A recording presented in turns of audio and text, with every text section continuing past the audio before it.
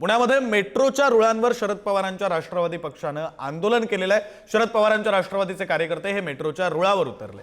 बेरोजगारीचा मुद्दा घेऊन हे कार्यकर्ते मेट्रोच्या रुळांवर उतरले, तर शाळांमध्ये मोफत शिक्षणाचीही आंदोलकांची मागणी आहे। पोलिसांनी आंदोलकांवर सौम्य लाठीचार्ज सुद्धा केलाय, तर कार्यकर्त्यांकडून मेट्रो बंद पाडून आंदोलन करण्यात आलेले आहे। बेरोजगारी, महिला अत्याचाराविरोधात हे आंदोलन करण्यात आलं, तर शाळांमध्ये मोफत शिक्षणाचीही आंदोलकांकडून मागणी करण्यात आली। पोलिसांनी आंदोलकांवर सौम्य लाठीचार्ज केलाय, तर कार्यकर्त्यांकडून मेट्रो बंद पाडून हे आंदोलन करण्यात आले।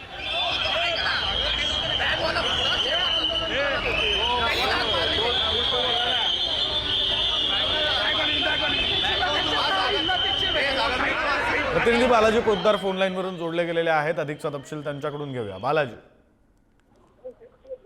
विक्रांत नरेंद्र पावटेकर म्हणून शरद पवारांच्या राष्ट्रवादीचा शहर उपाध्यक्षाचे जे पदाधिकारी आहेत त्याच्या नेतृत्वाखाली हे बेरोजगारीसाठी आंदोलन करण्यात आलेलं होतं आणि या आंदोलनामध्ये मेट्रोला अडवण्यात आलेलं होतं। मेट्रोच्या रुळावरती हे सगळं आंदोलन सुरू होतं। 1 तास पोलीस या सगळ्या आंदोलकांना समजावत होते, मात्र काही आंदोलकांनी स्वतःवर पेट्रोल ओतून घेतलं आणि खाली यायला नकार दिला। त्यामुळे या सगळ्याची जी परिणिती आहे ती मोठ्या गोंधळात पोलिसांनी आंदोलकांच्या राड्यामध्ये झाली आणि त्यामध्ये मोठा राडा आपल्याला आता पाहायला मिळालेला आहे। जवळपास 1-1.5 तास झालं मेट्रो प्रवाशांना वेठीस धरणाऱ्या आंदोलकांना हाकालून लावण्यासाठी पोलिसांनी बळाचा वापर केला, सौम्य लाठीमार केला आणि या सगळ्यामुळे तणावाची जी परिस्थिती आहे ती निर्माण झालेली होती। अखेर पोलिसांनी आपल्या बळाचा वापर करून या आंदोलकांना ताब्यात घेतलेलं आहे। जवळपास 10 ते 15 आंदोलक आता ताब्यात आहेत। मात्र अशा पद्धतीने लोकशाही मार्गाने आंदोलन म्हणणारी लोकांनी अशा प्रकारे पोलिसांना किंवा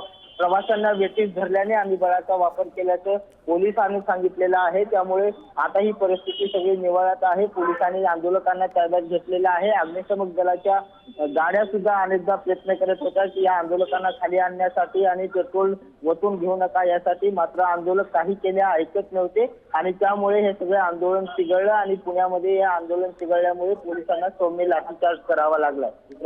बरं, धन्यवाद बालाजी दिलेल्या सगळ्या सविस्तर तपशिलांसाठी।